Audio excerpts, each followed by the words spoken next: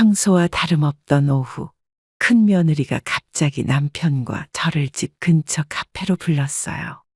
무슨 중요한 이야기인지 궁금했지만 이렇게 공식적인 자리를 마련한 것이 처음이라 내심 긴장됐습니다. 어머님, 아버님. 오늘은 제가 특별히 해드릴 말씀이 있어서 모시게 됐어요. 그래, 무슨 일인데 이렇게 따로 만나자고 했니? 며느리는 테이블 위에 보험 관련 서류를 꺼내놓더니 조심스럽게 입을 열었죠. 사실은 두 분 다 가족력이 있으시고 건강이 좋지 않으시잖아요. 혹시 모를 상황을 대비해 사망보험금 금액을 좀 더 늘리는 게 어떨까 해서요. 그 말을 듣는 순간 얼굴에서 핏기가 싹 가시는 느낌이었어요. 남편과 저는 서로 얼굴을 쳐다보았고 한동안 아무 말도 나오지 않았습니다.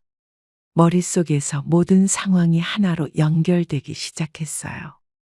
남편의 암 가족력, 저의 건강 상태.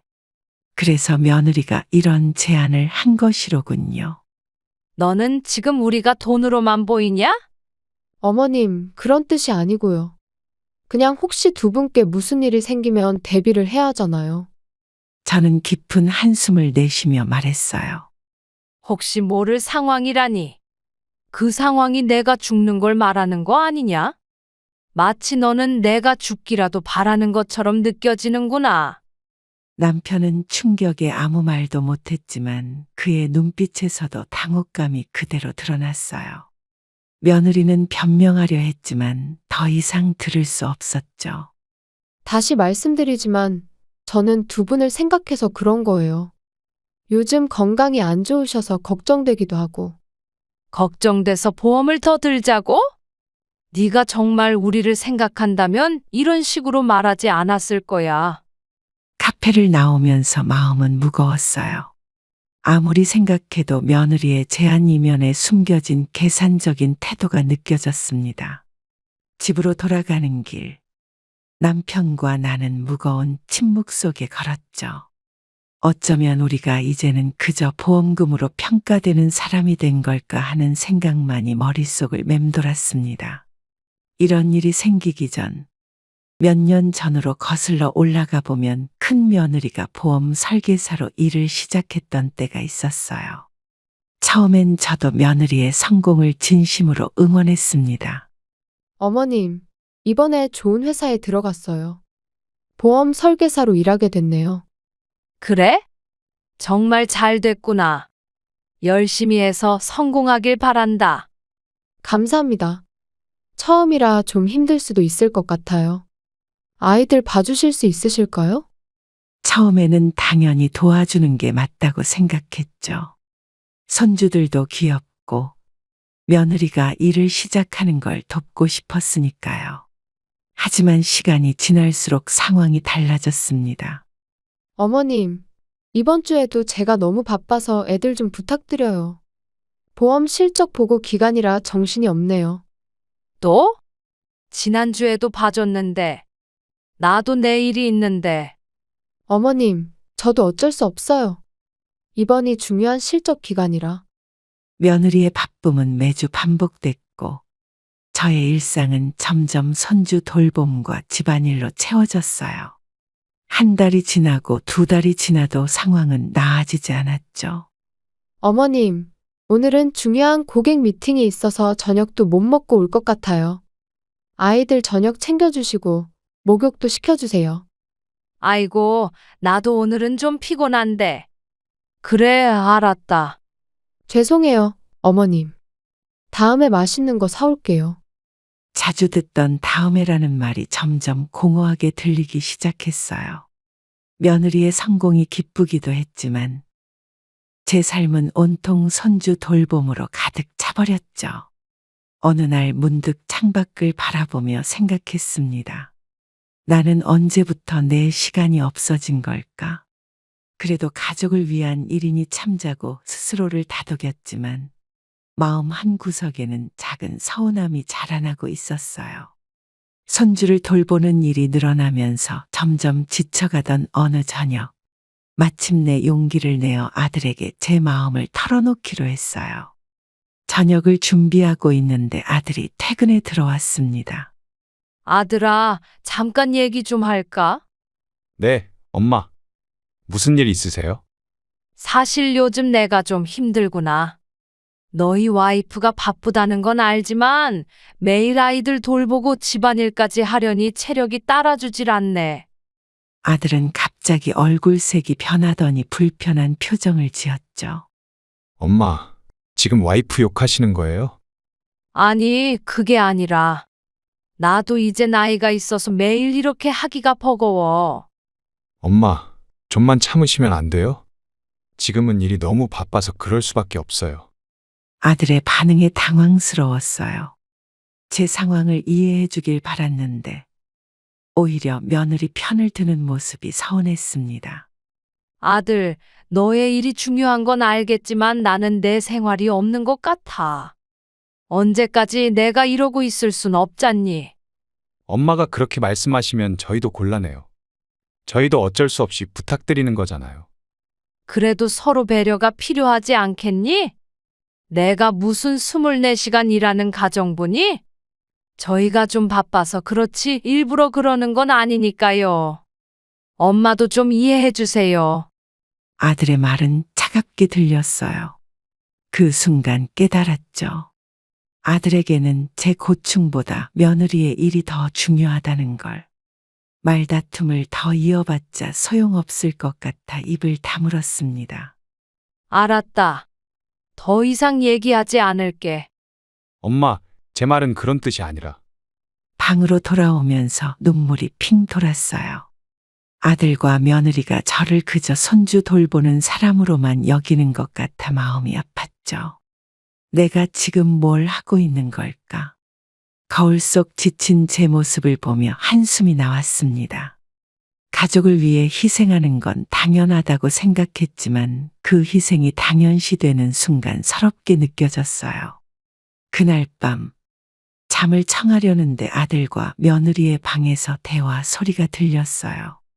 무심코 지나치려 했지만 제 이름이 거론되는 것 같아 발걸음을 멈췄습니다. 어머니가 아이들도 봐주시고 집안일까지 다 맡으시잖아. 매달 100만 원 정도는 드리는 게 맞지 않을까? 뭐라고? 100만 원. 너무 많은 거 아니야? 우리도 지금 생활비 빠듯한데 그 돈을 어떻게 드려? 아들의 제안에 며느리가 반발하는 소리였죠. 문틈으로 새어나오는 대화가 제 귀에 또렷이 들려왔습니다. 그래도 어머님이 도와주시는 게 얼마나 큰지 너도 알잖아. 우리가 좀 힘들어도 그 정도는 해야지. 여보, 우리도 돈 모아야 하는 상황이야. 솔직히 어머님이 도와주시는 건 고맙지만 그 정도로 매달 그렇게 많이 드릴 필요는 없잖아. 벽에 기대서 그들의 말을 들으며 손이 떨렸어요. 며느리 눈에는 제 노력이 그저 당연한 일로만 보이는 듯했습니다. 너무 인색하게 굴지 마. 엄마가 안 계시면 우리가 어떻게 아이들 키우면서 둘 다 일할 수 있겠어? 알아. 하지만 지금 우리 상황에서 100만 원은 너무 부담돼. 한 달에 50만 원 정도면 충분하지 않을까? 제 노력의 가치가 그들에게는 그 정도였군요. 왠지 가슴이 무거워졌습니다. 50만 원? 그럼 시간당으로 따지면 얼마야? 아이 둘 돌보고 집안일에 밖에서 돌봄 서비스 받으면 훨씬 더 들 텐데. 그래도 우리 식구잖아. 가족끼리 너무 계산적으로 따지는 것도 좀. 더는 듣고 싶지 않았어요. 문을 열고 너희들 뭐 하는 거야? 라고 묻고 싶은 마음이 간절했지만 그러면 집안 분위기가 더 어색해질 것 같았죠. 조용히 제 방으로 돌아와 이불을 덮었습니다. 가족이니까 당연하다는 생각으로 봐준 시간들이 갑자기 서러워졌어요. 얼마 후 막내딸 신우가 갑자기 찾아왔어요. 평소와 달리 표정이 어두워 무슨 일이 있는지 물어봤습니다. 엄마, 요즘 너무 힘들어. 카드값이 감당이 안 되네. 카드가 뭐가 그렇게 많이 나왔어? 평소에 돈 관리도 잘하던 애가. 그게 신우는 망설이다가 조심스럽게 말을 꺼냈어요. 머리를 극적이며 낮은 목소리로 고백했죠. 올케 언니가 보험 하나 들으라고 했는데 그게 생각보다 너무 비싸서 매달 내기가 힘들어. 순간 귀를 의심했어요. 큰 며느리가 저도 모르게 딸에게 보험을 팔았다니 어이가 없었습니다. 뭐라고? 언제 그런 일이 있었는데 나한테 말도 안 했니? 처음엔 좋은 상품이라고 해서 거절하기 힘들었어. 그런 얘기 들었으면 나한테 말했어야지. 도대체 얼마짜리 보험을 판 거야? 신우는 가방에서 보험 증서를 꺼내 보여줬어요. 금액을 보고 깜짝 놀랐습니다. 월 납입금이 신우의 월급 중 상당 부분을 차지할 정도였죠. 보험료가 이렇게 비싼 걸 어떻게 감당하려고 했니? 다른 비용은 어떻게 할 생각이었어? 나도 처음엔 별 생각 없이 들었는데 막상 돈이 너무 많이 빠져나가서 한숨이 절로 나왔어요. 며느리가 막내딸을 이용해 실적을 올리려 했다는 생각에 분노가 치밀었습니다. 신우야, 지금이라도 해지하는 게 좋겠다. 위약금은 내가 대신 내줄게. 그래도 올케 언니한테 미안할 것 같아. 왜 네가 미안해? 오히려 걔가 미안해해야지. 가족인데 이런 식으로 실적 올리는 거 말이 되니? 딸의 착한 마음을 악용한 며느리가 원망스러웠어요. 며느리의 행동이 단순히 제게만 영향을 미치는 게 아니라 다른 가족에게까지 손을 뻗친 것을 알게 됐죠. 엄마, 올케 언니한테 직접 얘기하지 마.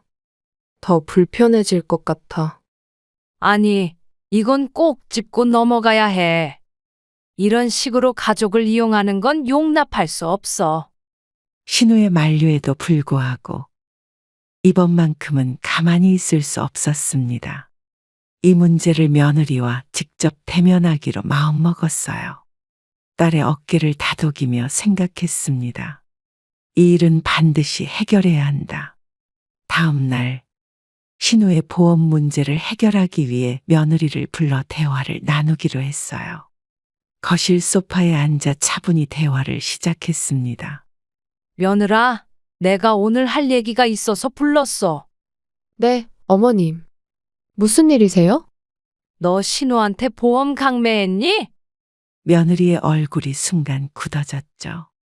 눈을 깜빡이며 놀란 표정을 감추지 못했어요. 강매요? 그런 건 아니에요. 제가 좋은 상품이라 생각해서 권한 거지 억지로 한 건 아닙니다. 그런데 왜 나한테는 말도 없이 그랬니? 신우가 얼마나 부담스러워하는지 알아? 신우이가 스스로 좋다고 결정한 거예요. 저는 그저 정보만 알려드렸을 뿐인데. 며느리의 변명이 제 귀에는 그저 핑계로 들렸어요. 목소리를 조금 높이며 따져 물었습니다. 너는 신우이가 힘들어하는 걸 모르고 있었던 거니? 매달 얼마나 많은 돈이 나가는지 알면서도 권했다는 게 말이 되니? 저는 도우려고 한 거예요. 나쁜 의도로 그런 건 아닙니다. 좋은 의도였다면 왜 나한테 상의도 안 했어? 가족이라고 생각해서 보험을 권한 거야? 아니면 실적을 올리려고 한 거야? 며느리는 잠시 말문이 막힌 듯 했어요. 손가락으로 소파 끝을 만지작거리며 변명을 이어갔죠. 정말 몰랐어요.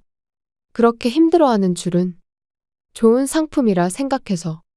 이제부터는 우리 가족한테 보험 권유 같은 거 하지 마. 특히 신우보험은 당장 해지하는 게 좋겠다. 그래도 해지하면 위약금이 좀 나올 텐데. 그건 내가 낼 테니 신경 쓰지 마. 신우한테는 내가 해지한다고 말해줄게. 대화를 마치고 며느리가 나간 후 한동안 거실에 홀로 앉아 생각에 잠겼어요. 서로 마주보며 대화했지만 며느리의 눈빛에서 진심 어린 미안함을 찾기 어려웠습니다. 그저 들킨 것에 당황스러워하는 모습만 보였죠. 이런 며느리와 함께 지내야 한다는 생각에 앞으로의 시간이 막막하게 느껴졌습니다. 시간이 흘러 다시 카페에서 있었던 사망보험금 증액 제한의 날로 돌아가 봤어요. 어머님, 아버님. 우리 집안은 가족력이 있잖아요. 혹시 모를 상황에 대비해서 보험금을 좀 더 올리면 어떨까요? 혹시 모를 상황이라. 그게 무슨 말이니? 만약에 두 분께 무슨 일이 생기면 그때 대비할 수 있게요. 남편은 입을 다물고 있었지만 그의 눈빛에서 불편함이 역력했죠. 저는 며느리의 말을 차분히 듣고 있었어요. 사망보험금을 더 늘리자는 거니? 네, 어머님. 지금 두 분 모두 건강이 예전 같지 않으시니까 미리 준비해두면 좋을 것 같아서요. 그래서 너는 우리가 언제 죽을지 계산하고 있다는 거지? 아니에요. 그런 뜻이 아니라 그냥 혹시 모를 상황에 대비하는 거죠. 며느리의 말에서 진심을 찾기 어려웠어요. 그저 계산적인 눈빛만 보였습니다. 죽음을 대비한다는 명목으로 우리를 보험금으로만 보는 거 아니니? 어머님, 제가 어떻게 그런 생각을. 저는 정말 두 분을 위해서. 남편이 갑자기 입을 열었어요. 나도 좀 불편하네. 나중에 집에 가서 더 얘기해보자. 카페에서 나오며 남편이 제 손을 꼭 잡았어요. 그의 손이 차갑게 느껴졌습니다. 여보, 괜찮아요? 며느리가 한 말이 너무. 알아요.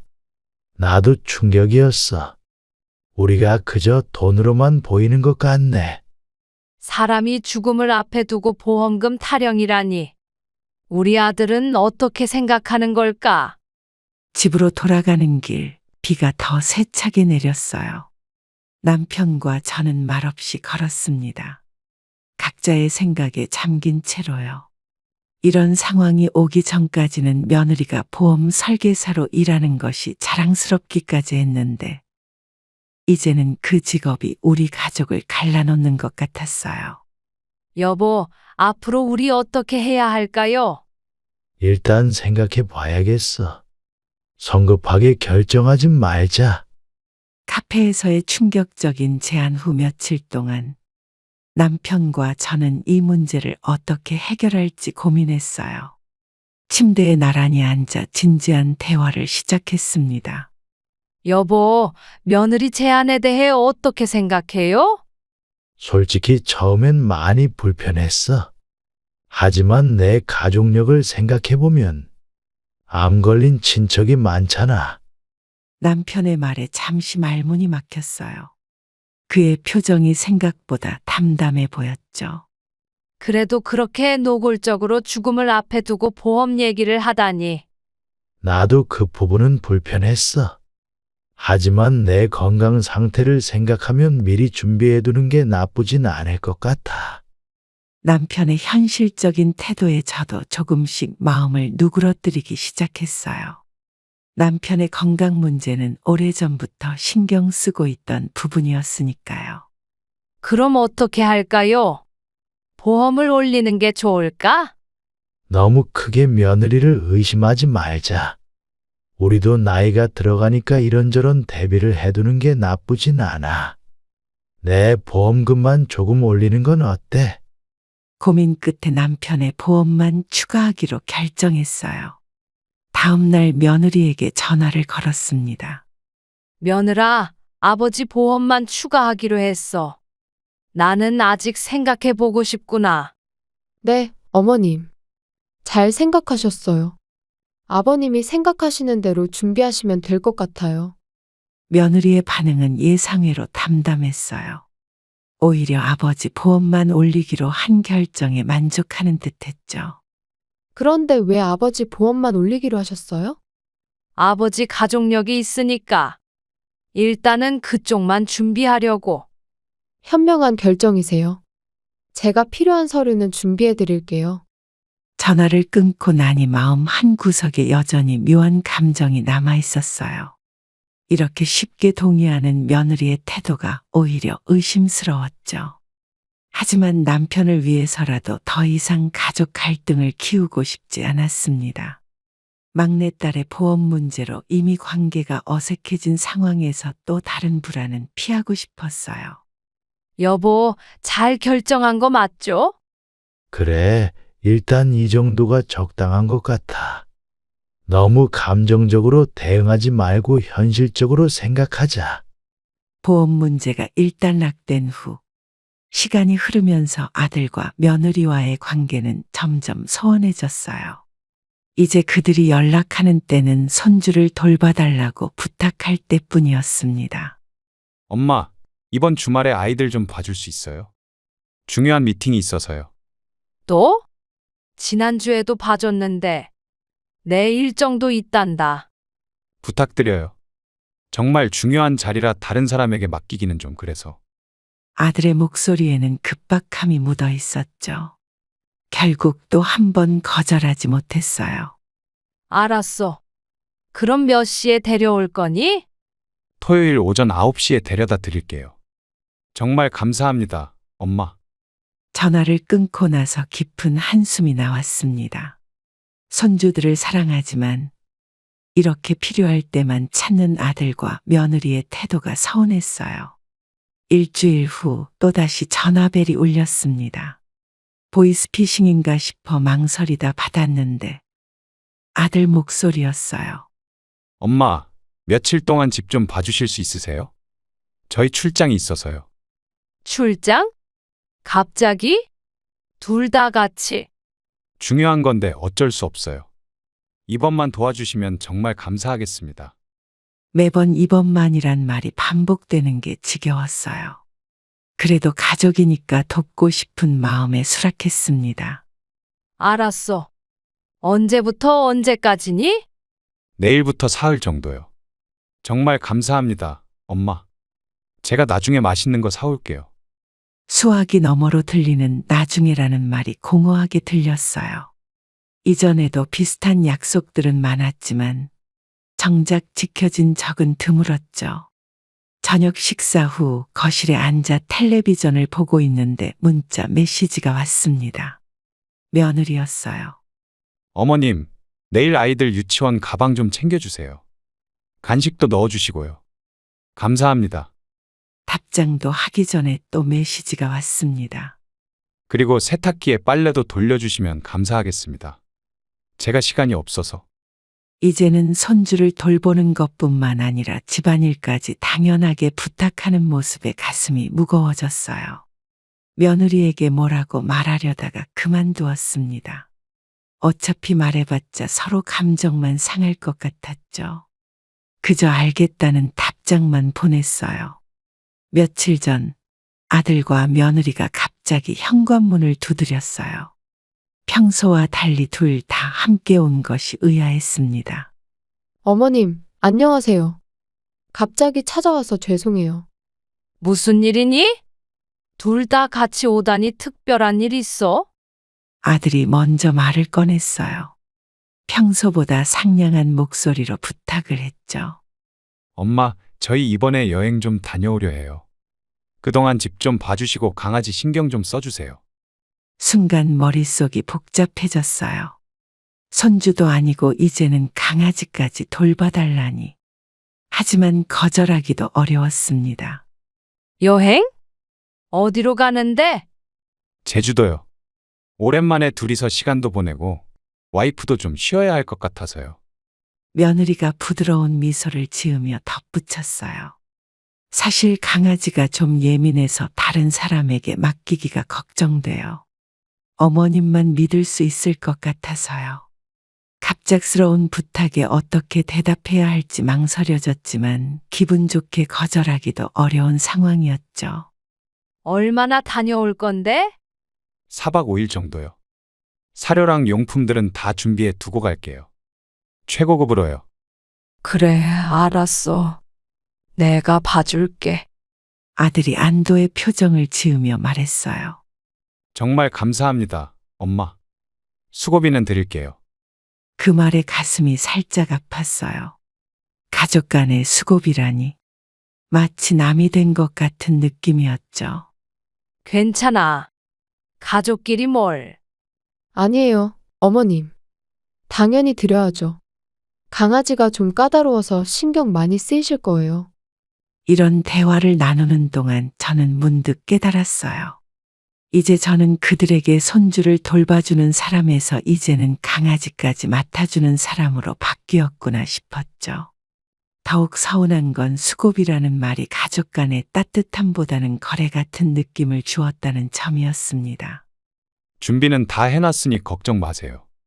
그럼 내일 아침에 출발하기 전에 강아지 데려다 드릴게요. 그래, 잘 다녀와.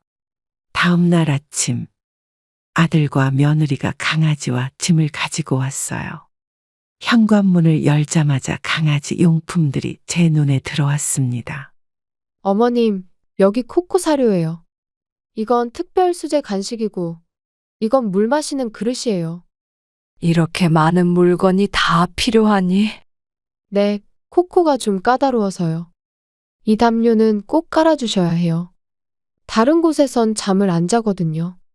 며느리가 설명하는 용품들을 하나하나 살펴보니 모두 고급 브랜드였어요. 강아지 목줄에 달린 태그에는 외국 브랜드 이름이 적혀 있었죠. 이 장난감은 아침에 한 번, 저녁에 한 번 꼭 가지고 놀아줘야 해요. 스트레스 받으면 털이 많이 빠져서요. 알겠어. 잘 챙겨줄게. 그리고 이건 특별한 샴푸인데, 목욕은 안 시켜주셔도 돼요. 저희가 돌아와서 할게요. 용품들을 살펴보는 동안 묘한 감정이 들었어요. 강아지에게는 이렇게 최고급 물건들을 아낌없이 사주면서 저에게는 한 번도 작은 선물 하나 챙겨준 적이 없었죠. 와이프가 강아지 때문에 걱정이 많아서 이것저것 좀 많이 샀어요. 너무 귀찮게 해서 죄송해요, 엄마. 괜찮아. 잘 돌봐줄게. 코코 약도 여기 있어요. 아침 저녁으로 꼭 먹여주세요. 이건 알레르기 때문에 먹는 거라 빼먹으면 안 돼요. 며느리가 약통을 건네며 걱정스러운 표정을 지었어요. 그 모습이 어쩐지 저를 도와줄 때는 한 번도 보지 못한 표정이었습니다. 아, 그리고 어머님. 이건 수고비예요. 많이 귀찮으실 텐데 정말 감사합니다. 아들이 봉투를 내밀었어요. 돈을 받는 것이 불편했지만 거절하면 더 어색해질 것 같아 받았습니다. 그럼 저희 다녀올게요. 잘 부탁드립니다. 둘이 떠나고 난 후 거실 한편에 놓인 강아지 용품들을 다시 살펴봤어요. 수입 사료, 명품 목줄, 특별 제작된 듯한 장난감들.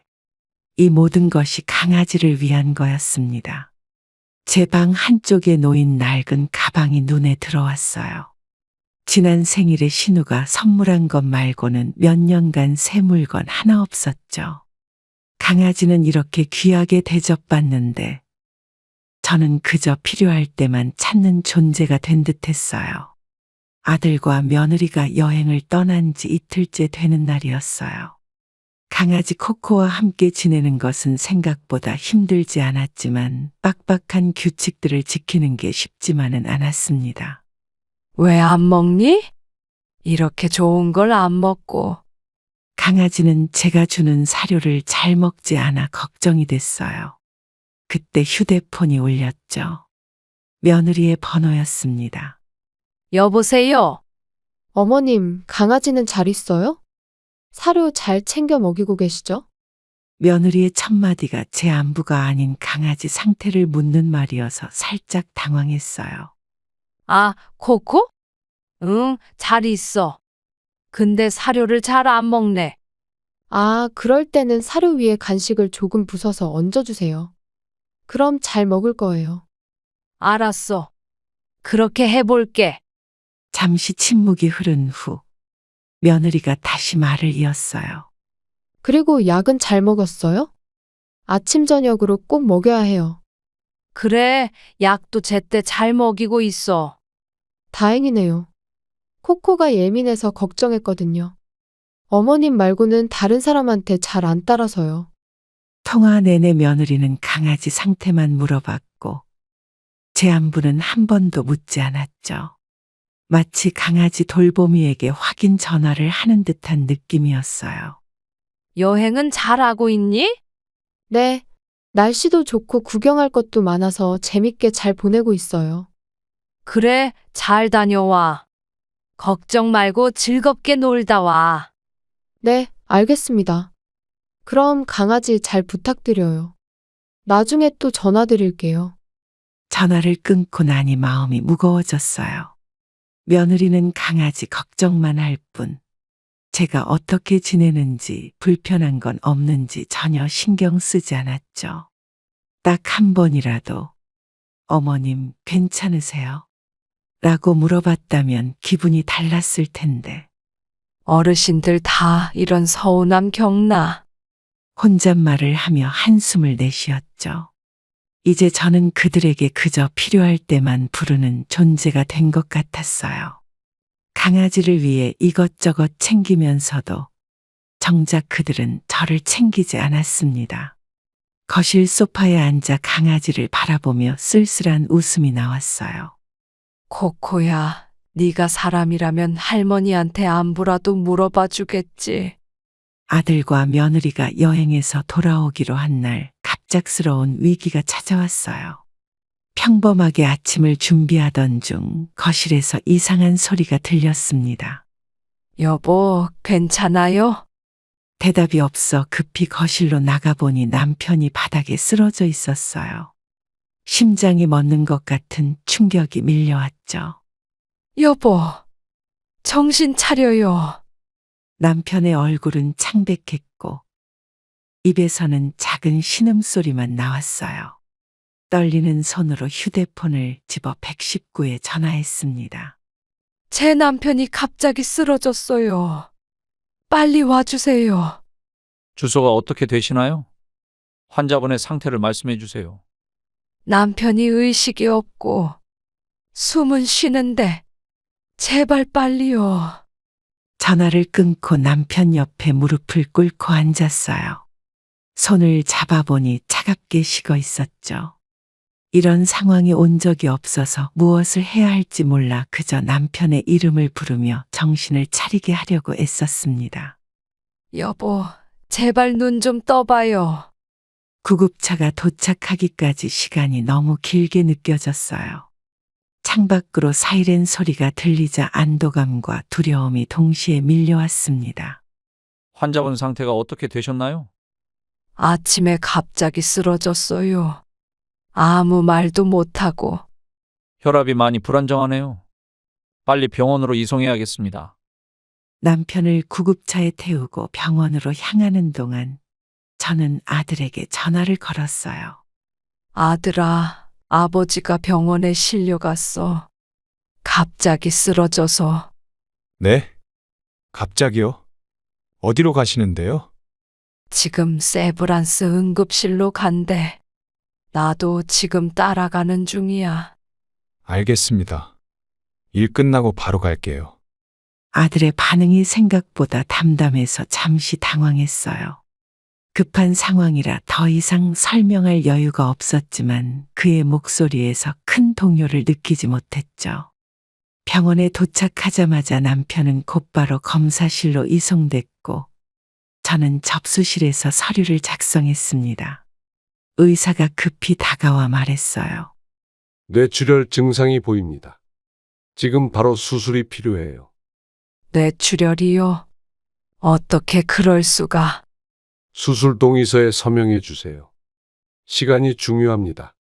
남편이 수술을 받는 동안 병원 복도에서 초조하게 기다렸어요. 수술실 앞 의자에 앉아 시간이 지나길 기다리는데 마침내 아들이 도착했습니다. 엄마, 어디에요? 아버지는요? 지금 수술 중이야. 뇌출혈이래. 아들은 놀란 듯한 표정을 지었지만 그 표정이 어딘가 부자연스러워 보였어요. 마치 슬픈 연기를 하는 배우처럼요. 아버지, 이게 무슨 일이에요? 갑자기 어떻게? 아들은 수술실 문을 한번 쳐다본 후 곧바로 눈물을 훔쳤어요. 그런데 그 모습이 진심으로 느껴지지 않았죠. 어제까지만 해도 멀쩡하셨는데 의사 선생님이 뭐라고 하시던가요? 아직 자세한 얘기는 못 들었어. 수술이 끝나봐야 알 수 있대. 아들은 잠시 생각에 잠긴 듯 보였다가 갑자기 자리에서 일어났어요. 엄마, 잠깐 전화 좀 할게요. 이런 상황에 누구한테 전화를 해? 회사에요. 급한 일이 있어서. 아들은 황급히 복도 밖으로 나갔습니다. 그의 뒷모습을 보며 허탈함이 밀려왔어요. 아버지가 생사의 갈림길에 있는데 회사 일이 더 중요하다는 듯이 행동하는 아들이 이해되지 않았죠. 얼마 후 아들이 돌아왔을 때 이번에는 며느리와 함께였어요. 며느리도 역시 형식적인 인사를 건넸습니다. 어머님, 아버님 상태는 좀 어떠세요?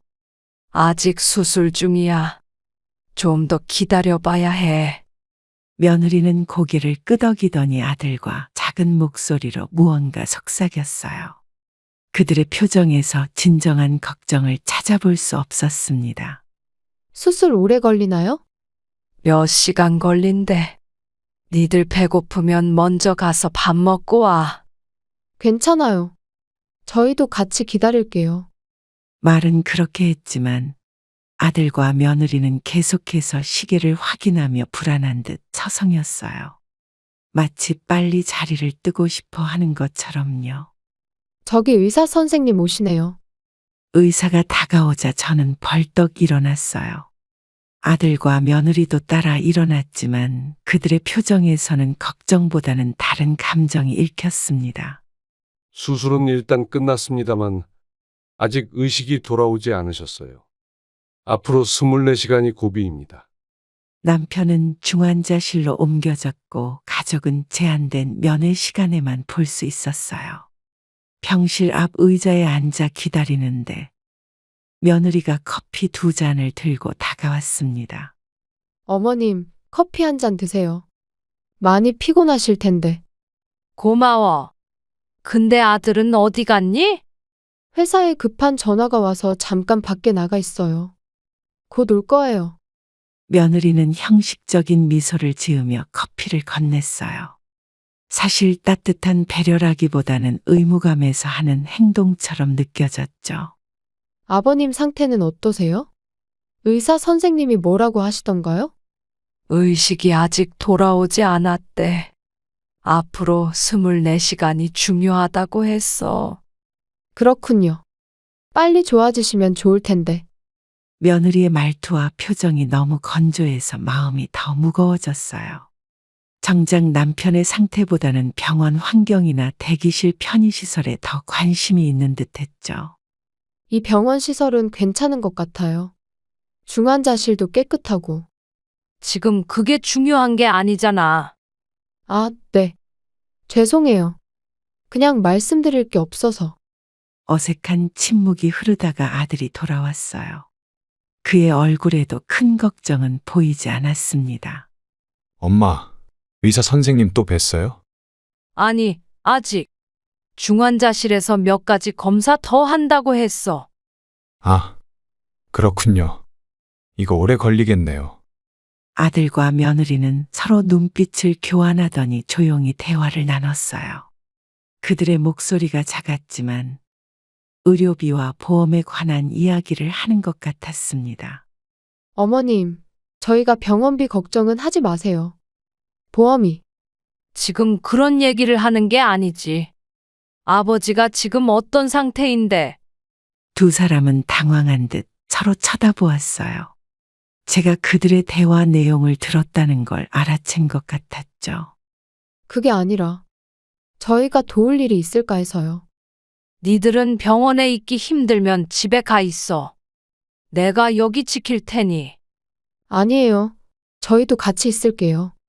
아버님 걱정돼서. 겉으로는 걱정한다고 말했지만 그들의 눈빛에서는 다른 감정이 읽혔어요. 마치 의무감으로 자리를 지키는 것처럼요. 병원 복도의 차가운 조명 아래 가족이라는 이름으로 함께 있지만 마음은 전혀 다른 곳에 있는 듯한 그들을 보며 쓸쓸함이 밀려왔습니다. 남편의 상태가 악화되면서 의사는 가족들에게 마음의 준비를 하라고 했어요. 이 말을 들은 후 아들과 며느리의 태도가 갑자기 달라졌습니다. 어머님, 오늘은 제가 병원에 있을게요. 어머님은 가서 좀 쉬세요. 괜찮아. 내가 있을게. 너무 무리하시면 어머님도 건강 상하세요. 저희가 교대로 지킬게요. 며느리의 갑작스러운 배려에 어리둥절했어요. 지금까지 한 번도 보여주지 않던 모습이었으니까요. 벌써 사흘째 병원에 계시잖아요. 제가 오늘은 아버님 곁을 지킬게요. 그래, 고마워. 그런데 갑자기 왜 이러니? 그동안 너무 바빠서 제대로 도와드리지 못했어요. 죄송해요, 어머님. 며느리의 목소리에서 진심이 느껴지지 않았어요. 오히려 어떤 계산된 친절 같은 느낌이었죠. 어머니, 저도 회사에 휴가 냈으니까 병원 일은 저한테 맡기세요. 너까지 갑자기. 회사 일은 어떡하고? 지금은 아버지가 더 중요하죠. 회사 일은 나중에 처리하면 돼요. 지금껏 회사 일이 바빠서 병원에 제대로 오지도 못하던 아들이었는데 갑자기 휴가까지 내며 적극적으로 나서는 모습이 의아했습니다. 저녁 식사는 드셨어요? 제가 맛있는 거 사다 드릴게요. 아니, 밥 생각 없어. 그래도 드셔야죠. 건강 챙기세요. 어머님도 아프시면 더 큰일이에요. 갑작스러운 관심과 걱정에 당혹스러웠어요. 마치 전혀 다른 사람들이 된 것처럼요. 어머님, 이제 저희가 다 할 테니 걱정 마세요. 간병인 쓸까 생각 중인데 어떠세요? 간병인? 그럴 필요 없어. 내가 충분히 할 수 있어. 하지만 힘드실 텐데. 돈 걱정은 하지 마세요. 저희가 다 낼게요. 아들과 며느리의 태도 변화에 의구심이 들었어요. 왜 갑자기 이렇게 적극적으로 나서는 걸까? 의사의 나쁜 소식 이후 그들의 행동이 달라진 것이 너무 명확했습니다. 병원 화장실에 다녀오는 길에 우연히 복도 구석에서 이야기를 나누는 아들과 며느리를 발견했어요. 그들은 저를 보지 못했고 저도 본능적으로 걸음을 멈췄습니다. 아버님 상태가 점점 더 나빠지고 있대. 의사 선생님 말로는 의식을 되찾을 확률이 거의 없다고 하시더라고. 그래? 그렇게까지 심각한 상황이야? 며느리의 말투에서는 걱정보다는 다른 감정이 느껴졌어요. 그 다음 말에 저는 숨이 막혔습니다. 그래도 다행이지. 아버님 보험금을 올렸잖아. 그래서 예상보다 더 많이 받을 거야. 순간 온몸에 소름이 돋았어요. 며느리가 제 남편의 죽음을 마치 기정사실처럼 이야기하며 보험금을 계산하고 있었던 겁니다. 정말 그 보험 올린 게 천만다행이었네. 얼마나 받을 수 있는 거야? 기본 보험금의 특약까지 합치면 꽤 큰 돈이야. 어머님 몫까지 우리가 받을 수 있으면 더 좋을 텐데. 아들마저 남편의 사망보험금을 계산하고 있었어요. 남편이 아직 살아있는데도 말이죠. 무릎이 꺾일 것 같았지만 계속 서서 들었습니다. 어머니를 어떻게 설득할 수 있을까? 돈 관리는 우리가 하는 게 좋을 것 같은데. 천천히 접근해야 해. 어머님이 감정적으로 우리를 의심하고 있잖아. 일단 최대한 친절하게 대하면서 신뢰를 쌓는 거야. 숨이 제대로 쉬어지지 않았어요. 그들이 보여준 갑작스러운 친절과 관심이 모두 계산된 행동이었다니. 병실 옆 의자에 털썩 주저앉았습니다. 어머님이 혹시 우리 얘기 듣진 않았겠지? 설마 병실에 계시잖아. 며느리가 갑자기 제게 다가와 걱정스러운 척 물었어요. 방금 전까지 남편의 보험금을 계산하던 그 입술에서 나오는 위선적인 말에 속이 뒤틀렸습니다. 어머님, 괜찮으세요? 얼굴이 안 좋아 보여요. 괜찮아. 그냥 좀 피곤해서. 제가 음료수 좀 사다 드릴게요. 커피 드실래요? 아니면 차가 좋으세요? 며느리의 친절한 척하는 목소리가 견디기 힘들었어요. 아들도 다가와 걱정스러운 표정을 지었지만 그 눈빛 속에는 진심이 없었죠. 엄마, 정말 집에 가서 쉬세요. 저희가 아버지 잘 볼게요. 아들 내외의 대화를 엿들은 후 저는 병실에서 남편 곁을 지키며 마음을 추스르려 했어요. 화장실에 다녀오는 길에 아들이 병실 밖에서 통화하는 소리가 들렸습니다. 상황이 좀 안 좋아. 아버지가 의식이 돌아올 가능성이 거의 없대. 휴대폰을 귀에 대고 복도를 서성이던 아들은 주변을 한번 둘러본 후 목소리를 낮췄어요. 보험금 일은 내가 알아볼게. 어머니가 의심하는 것 같아서 조심해야 돼. 맞아. 우리가 그때 보험을 올려서 다행이야. 어머니에게 잘 말해서 우리 목도 받아내자. 그러면 경제적으로는 도움이 될 거야. 제 귀를 의심할 수밖에 없었어요. 아들이 혼자 있을 때도 이런 생각을 하고 있었다니. 병실 문 뒤에 숨어 더 들었습니다. 신호한테는 말하지 마. 걔는 감성적이라 이해 못할 거야. 지금 어머니는 감정적으로 예민해. 우리가 조금 더 친절하게 대하면서 시간을 두고 접근해야 해. 그 순간 발걸음 소리가 들려 급히 병실로 들어갔어요. 아들이 통화를 마치고 들어오는 소리였죠. 엄마, 의사 선생님 방금 만났어요. 아버지 상태가 별로 안 좋대요. 그래? 뭐라고 하시던? 회복될 가능성이 낮다고. 마음의 준비를 해야 할 것 같아요. 아들은 슬픈 표정을 지으려 했지만 눈빛은 차갑게 느껴졌어요. 방금 전 보험금 얘기를 하던 그 입에서 나오는 위로가 너무 공허했죠. 저희가 앞으로 어머니 모시고 잘 살 테니까 너무 걱정 마세요. 그래. 아버지가 돌아가시면, 아니, 만약 최악의 상황이 오면 장례 문제는 제가 다 알아볼게요. 아직 남편이 살아있는데 벌써 장례 이야기를 꺼내는 아들을 보며 가슴이 찢어지는 것 같았어요. 믿었던 아들마저 이렇게 냉정하게 계산하고 있다는 사실에 마음 한구석이 무너졌습니다. 아들아, 아직 아버지 살아계셔. 그런 말 하지 마. 아, 네, 죄송해요. 그냥 어머니가 걱정하지 않으셨으면 해서. 남편의 창백한 얼굴을 바라보며 결심했어요. 내가 이 사람들에게 더 이상 기대하지 말아야겠구나. 차가운 병실에 홀로 앉아 손을 꼭 쥐었습니다. 결국 남편은 의식을 되찾지 못한 채 일주일 후 세상을 떠났습니다. 장례식장에는 친척들과 지인들이 모여 고인을 추모했어요. 빈소에 앉아 조문객들을 맞이하는 동안 머릿속은 복잡했습니다. 어머님, 음식 좀 드셔야 해요. 아침부터 아무것도 안 드셨잖아요. 괜찮아. 입맛이 없어. 그래도 조금은 드셔야죠. 쓰러지시면 어떡해요? 며느리의 걱정 어린 목소리에 공허함만 느껴졌어요.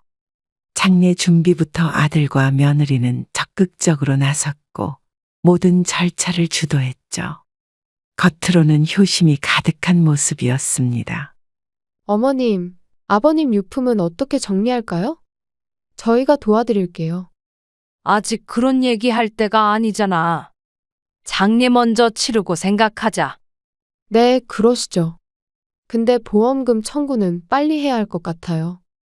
절차가 좀 복잡해서.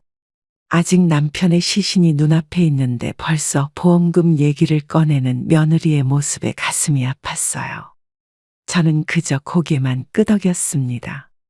조문객들이 모두 떠난 후 아들이 조심스럽게 제게 다가왔어요. 어머니, 장례 후에 아버지 재산 정리 문제로 얘기 좀 해야 할 것 같아요. 무슨 재산 정리? 아버지 명의 재산이랑 보험금 같은 것들이요. 어머니 혼자서 관리하기 힘드실 테니 저희가 도와드릴게요. 아들의 말투에서 느껴지는 계산적인 냄새가 역겨웠어요. 결국 이 모든 행동이 재산을 위한 것이었다니. 내가 알아서 할 테니 걱정 마. 하지만 어머니, 이런 일은 복잡하고 감정적으로 힘드실 텐데. 그때 신우가 다가와 제 손을 꼭 잡아주었습니다. 장례 내내 신우만이 진심으로 제 슬픔을 함께 해주었어요. 엄마, 쉬세요. 제가 모시고 있을게요. 고마워, 딸. 장례를 마치고 집으로 돌아오는 길, 아들은 계속해서 재산 문제를 언급했어요. 이제는 가면을 벗은 듯 했죠. 어머니, 아버지 유산 정리는 어떻게 하실 거예요? 저희가 도와드릴게요. 무슨 말이 그렇게 많니? 나도 아직 정신이 없어서 생각할 겨를이 없어. 그래도 빨리 정리하는 게 좋을 것 같아서요. 보험금이랑 통장 정리도 해야 하고. 그 순간 이제는 더 이상 속지 않겠다고 마음먹었어요. 자식이라는 이름으로 제 마음을 어린 사람들에게 더는 제 재산을 맡길 수 없었습니다. 장례식 후 일주일이 지나고 아들과 며느리가 제 집으로 찾아왔어요. 검은 옷을 입은 그들의 표정에서 슬픔보다는 다른 감정이 느껴졌습니다. 어머님, 오늘은 아버님 재산 문제로 정리할 게 있어서 왔어요. 그래? 나도 할 말이 있어. 유산 정리는 빨리 하는 게 좋을 것 같아서요. 법적으로도 그렇고. 아들의 말에 저는 깊은 숨을 들이쉬었어요. 그동안 제가 본 것들, 들은 것들이 머릿속을 스쳐 지나갔죠. 너희에게 1원도 줄 수 없다. 내가 죽더라도 너희에게 물려줄 재산은 없을 거야. 모든 재산은 막내 딸에게 갈 것이다. 순간 방 안에 공기가 얼어붙는 것 같았어요. 아들과 며느리의 얼굴이 일순간 굳어졌습니다. 엄마, 그게 무슨 말씀이에요? 우리가 뭘 잘못했길래 이렇게 나올 수 있나요? 너희가 아버지가 쓰러졌을 때 그리고 그 후에 했던 행동들을 내가 다 지켜봤다. 너희가 남편의 죽음을 바라며 사망보험금 얘기를 하는 걸 들었어. 며느리가 당황한 기색으로 끼어들었어요.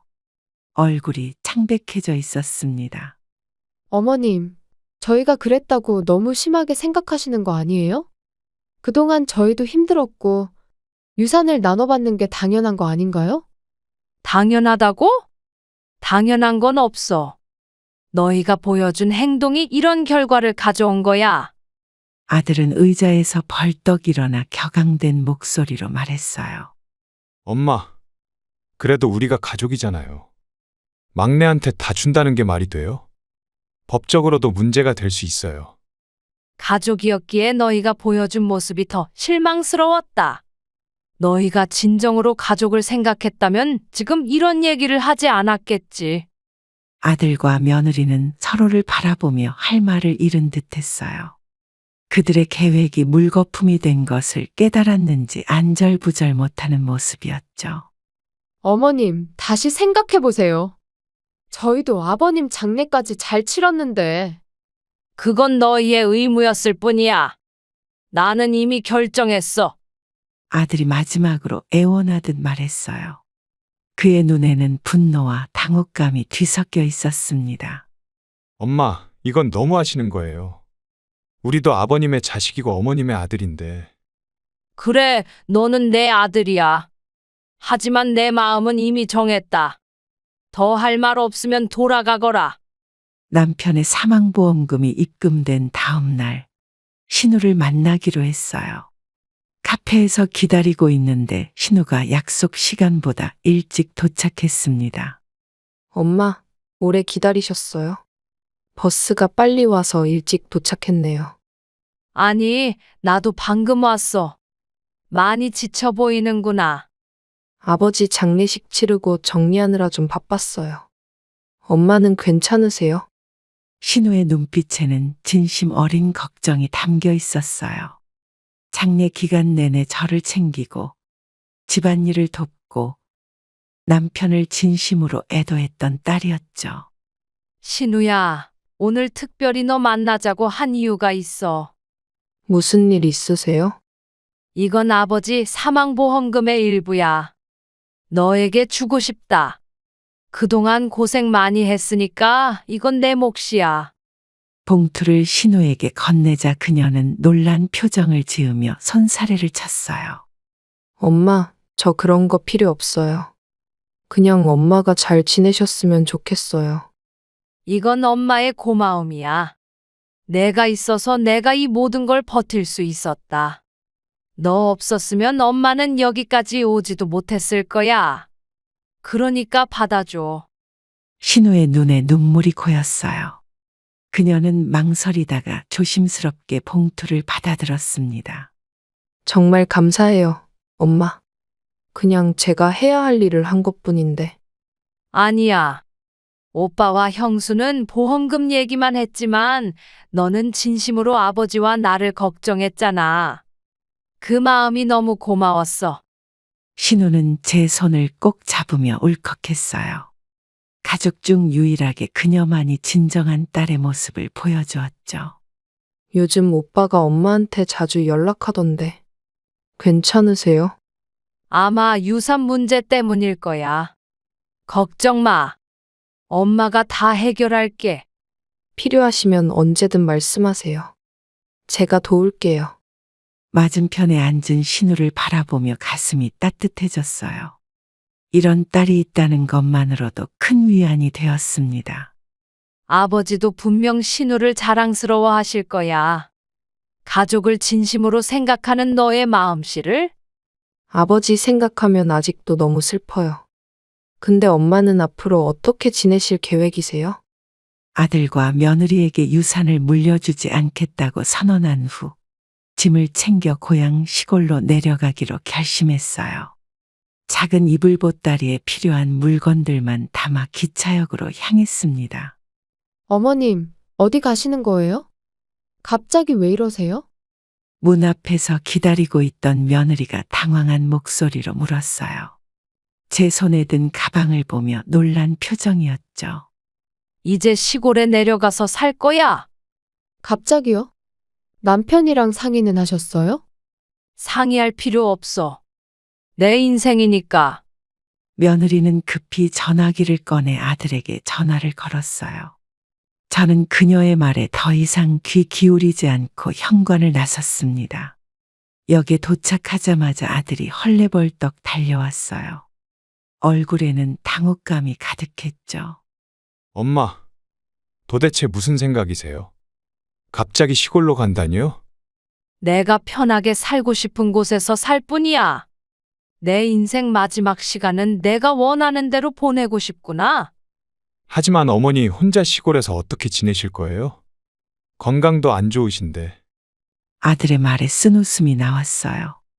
그동안 내 건강은 관심도 없더니 이제 와서 걱정인 척하다니. 걱정 마. 내 아버지 사망보험금으로 작은 집 하나 구했어. 신우가 자주 찾아오기로 했고.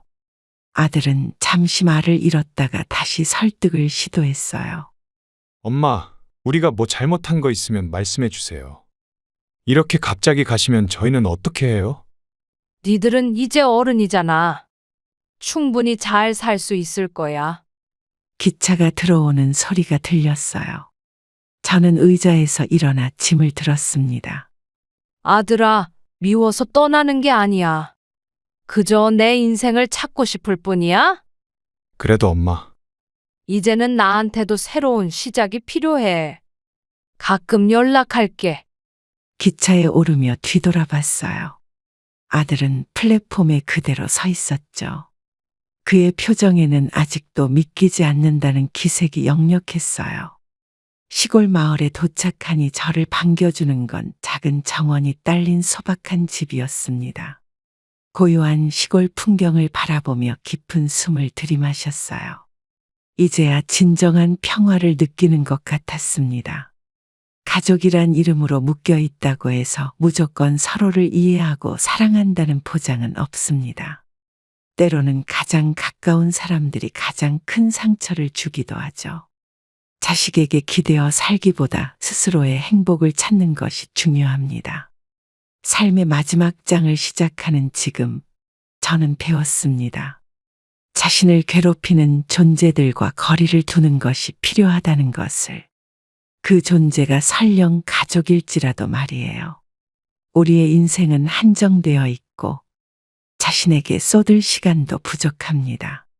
너무 오랫동안 자식들에게 기대며 살았다면 이제는 그 기대를 내려놓고 자신의 인생을 다시 시작해 보세요. 홀로 산다는 것은 외롭다는 의미가 아닙니다.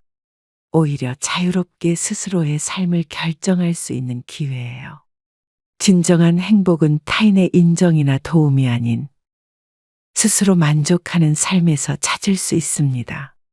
이제 저는 인생의 새 막을 시작하려 합니다.